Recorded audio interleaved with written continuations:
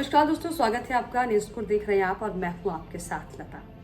और आज जो है बीजेपी ने उत्तराखंड के लिए जो 5 लोकसभा सीट थी उनमें से 3 सीटों पर जो है नामों का ऐलान कर दिया है। हालांकि उन तीनों सीटों में ही जो सिटिंग सांसद थे उन्हीं को टिकट दिया गया और 2 सीटों पर अभी सस्पेंस बरकरार है। और अगर 3 सीटों की बात करें तो उन 3 सीटों में अल्मोड़ा से अजय टम्टा जो कि वर्तमान में सांसद हैं उन्हें टिकट दिया गया है। इसके अलावा नैनीताल से अजय भट्ट जो कि वर्तमान में सांसद है और इसके अलावा टिहरी गढ़वाल पर जो सस्पेंस बरकरार था, क्योंकि जिस तरीके से माला लक्ष्मी शाह लगातार जो है विरोध के स्वर उनके साफ तौर पर दिखाई पड़ रहे थे। और इस सीट पर अगर मैं खासतौर पर बताऊं तो 11 उम्मीदवार जो है इस सीट पर चुनाव के लिए अपनी दावेदारी की पेशकश कर चुके थे। इसलिए इसको लेकर लगातार संशय बना हुआ था कि जो है माला लक्ष्मी शाह को क्या पार्टी टिकट देगी या नहीं। लेकिन ये जो अंतर कलह था वो हालांकि अंदर ही सिमट गया और टिहरी गढ़वाल सीट से माला लक्ष्मी शाह को भी जो है बीजेपी ने टिकट दिया है। अब जो है 2 सीटों पर पेच फंसा हुआ है। पहली सीट हरिद्वार, जिसमें संशय बना हुआ है कि जो वर्तमान में सांसद निशंक उनको हटाने की जो है कवायद है। ये साफ तौर पर कहा जा रहा है कि हो सकता है कि जो पूर्व मुख्यमंत्री त्रिवेंद्र सिंह रावत है उनको यहाँ से जो है टिकट दिया जाए। इसके अलावा पौड़ी सीट पर लगातार सस्पेंस बना हुआ है, क्योंकि पौड़ी से जो है तीरथ सिंह रावत जो कि पूर्व मुख्यमंत्री रह चुके हैं वो सांसद हैं। उनके कामों से जो है बीजेपी खुश नहीं है। तो कुल मिलाकर तमाम जो है माथापच्ची करने के बाद साफ तौर पर बीजेपी की तरफ से अब जो है उत्तराखंड की सीटों के लिए नामों का ऐलान कर दिया गया है। यानी कि अब जो बीजेपी की तैयारी है वो साफ तौर पर कितनी मजबूती के साथ चल रही है ये इसका अंदाजा हम लगा सकते हैं। क्योंकि 2 दिन की जो है बीजेपी की बैठक हुई दिल्ली में, किस तरीके से कौन सी सीटों से कहां पर किसको लड़ाया जाए, कौन से चेहरे को काटा जाए, इन तमाम मसलों पर जो है हालांकि माथापच्ची चल रही थी। लेकिन क्योंकि उत्तराखंड में जो है लोकसभा की 5 सीटें हैं और इन 5 सीटों में बीजेपी कौन से चेहरे को वापस से सामने लेके आती है या फिर नहीं लेकर आती है, इसको लेकर संशय लगातार बरकरार था। लेकिन ऐसे में हालांकि 3 सीटों पर जो है साफ तौर पर केंद्रीय आलाकमान ने मुहर लगा दी है, लेकिन 2 सीटें इन पर माथापच्ची का दौर जारी। और अगर मैं इन सीटों को लेकर दावेदारों की और खासतौर पर बीजेपी के तौर पर बात करूं तो बीजेपी की इन सीटों पर आपको बताएं कि जो दावेदारी है वो कई नेताओं की थी। टिहरी में अगर हम बात करें तो सुबोध उनियाल का नाम साफ तौर पर सामने आ रहा था, आदित्य कोठारी का नाम था, नेहा जोशी का नाम था, मुन्ना सिंह चौहान का नाम इस पर सामने आता है। उनके अलावा कुलदीप कुमार, लाखीराम जोशी, ज्योति प्रसाद गैरोला, मनवीर चौहान और रविंद्र जुगरान, कुंवर जपेंद्र सिंह, इन तमाम लोगों का नाम जो है इस सीट से सामने आ रहा था। और इनके अलावा अगर हम नैनीताल सीट की खासतौर पर बात करें कि ये लगातार कयास लग रहे थे कि हो सकता है कि इस बार जो नैनीताल सीट पर अजय भट्ट जो वर्तमान में सांसद है उन्हें वहां से जो है ना चुनाव लड़ाया जाए, कोई और जिम्मेदारी उनको दी जाए। तो नैनीताल में भी तमाम जो है दावेदारी बहुत ज्यादा थी। कैबिनेट जो पूर्व मंत्री अरविंद पांडे रह चुके हैं शिक्षा मंत्री, उनकी इसमें दावेदारी साफ तौर पर दिखाई पड़ रही थी। इनके अलावा बलराज पासी का नाम साफ तौर पर सुनाई पड़ रहा था। इनके अलावा दीप कोश्यारी और राजेश शुक्ला, दान सिंह रावत, इन तमाम जो है नेताओं के नाम साफ तौर पर नैनीताल सीट पर जो है सुनाई पड़ रहे थे।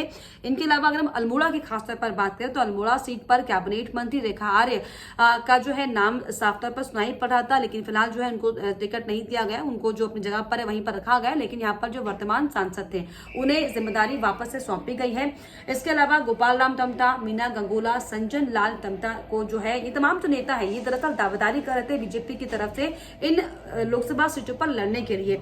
अब जिन 2 सीटों पर पेच लगातार फंसा हुआ है उन 2 सीटों पर आखिर कौन कौन से वो नाम है जो अभी भी बरकरार हैं, जो ये बातचीत चल रही है कि क्या इन सीटों पर ये नामों में से कोई एक नाम में मुहर लगेगी क्या, वो नाम क्या है मैं आपको बता देती हूँ। देखिए गढ़वाल से जो पौड़ी गढ़वाल की सीट है इसमें जो मौजूदा सांसद है तीरथ सिंह रावत है। हालांकि इनका टिकट कटना तय है क्योंकि इनके काम से जो है केंद्रीय आलाकमान खुश नहीं है। इनके अलावा ये कयास लग रहा है कि त्रिवेंद्र सिंह रावत को टिकट यहां से मिल सकता है। हालांकि अनिल बलूनी उनको क्योंकि राज्यसभा दोबारा नहीं भेजा गया तो ये भी कयास लग रहा है कि हो सकता है कि अनिल बलूनी को इसी कारण जो है राज्यसभा नहीं भेजा गया हो, क्योंकि वो केंद्रीय आलाकमान के खास माने जाते हैं, अमित शाह के खास माने जाते हैं। तो ऐसे में ये भी संभावित चेहरा है कि अनिल बलूनी को भी जो है पौड़ी सीट से जो है बीजेपी आगे बढ़ा सकती है। इनके अलावा डॉक्टर धन सिंह रावत का नाम इसमें था, सतपाल महाराज का नाम इसमें है, दीप्ति रावत, आशा नौटियाल और अजेंद्र अजय, ये तमाम वो नाम है जो पौड़ी गढ़वाल सीट पर अभी भी अपनी दावेदारी को पेश कर रहे हैं।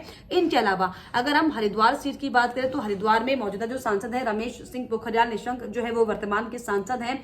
इनमें जो नामों का दौर जारी है त्रिवेंद्र सिंह रावत, इनका नाम दरअसल साफ तौर पर दोनों सीटों पर, चाहे बात पौड़ी गढ़वाल की हो चाहे बात हरिद्वार की हो, यानी कि ये साफ तौर पर संभव माना जाए कि त्रिवेंद्र सिंह रावत को साफ तौर पर जो है लोकसभा चुनाव लड़ाने की तैयारी जो है बीजेपी की तरफ से हो रही है। इसीलिए जो है त्रिवेंद्र सिंह रावत का नाम पौड़ी सीट पर भी दावेदार के नाम पर है और हरिद्वार सीट पर भी साफ तौर पर ये माना जा रहा है कि हो सकता है कि हरिद्वार में निशंक का पत्ता कटने के बाद जो है त्रिवेंद्र सिंह रावत को यहाँ पर जगह मिले।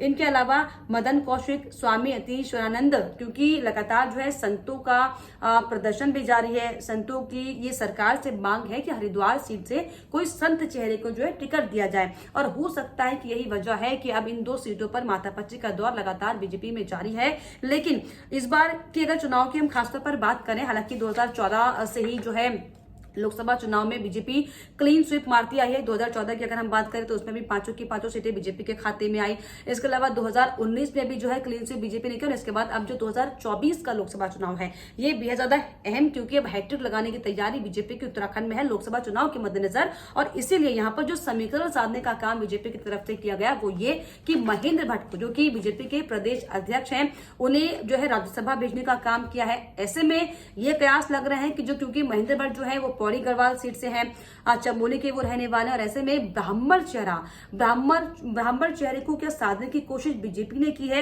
ये दरअसल कयासबाजी का दौर जारी है, क्योंकि जिस जिले से महेंद्र भट्ट आते हैं ब्राह्मण चेहरा वो है और ऐसे में वहां से राज्य सरकार को कोई भी प्रतिनिधित्व करने वाला नेता वहां पर नहीं है।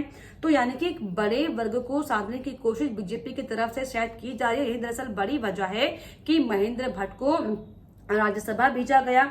अनिल बलूनी को जो है दोबारा से राज्यसभा नहीं भेजा गया। जिस तरीके से मैंने आपको बताया कि अनिल बलूनी की हो सकता है कि दावेदारी जो है वो पौड़ी गढ़वाल सीट पर है। तो ऐसे में ये समीकरण पूरे साधने के बाद साफ तौर पर बीजेपी ने अपनी जो पूरी लिस्ट तैयार की है, इसमें उत्तराखंड के लिहाज से 3 सीटों पर साफ तौर पर बीजेपी ने अपने नामों का ऐलान कर दिया। हालांकि 2 सीटों पर लगातार सबकी निगाहें बनी हुई हैं, लेकिन ये 2024 का खेल बेहद ज्यादा दिलचस्प होने वाला है, क्योंकि 2014 जीतने के बाद 2019 जीतने के बाद भी जो 2022 के विधानसभा चुनाव हुए थे उसमें किस तरीके से कांग्रेस और बसपा अपनी मजबूती को आगे बढ़ाते हुए दिखी थी, हमने देखा। और ये दरअसल बड़ी वजह है कि बीजेपी चाहे उत्तराखंड राज्य हो चाहे कोई भी राज्य हो, कोई भी असाइनमेंट अगर बीजेपी के पास आता है तो वो फूंक फूंक कर कदम रखती है। और ये दरअसल बड़ी वजह है कि 2022 के चुनाव के परिणाम के जो नतीजे थे उनके आधार पर साफ तौर पर बीजेपी ने पूरा आकलन किया है, जिसमें साफ तौर पर 3 सीटों पर नाम तय हो चुका है और अब इन 2 सीटों पर संशय लगातार बरकरार है। हालांकि सबको इंतजार है कि अब 2 सीटों में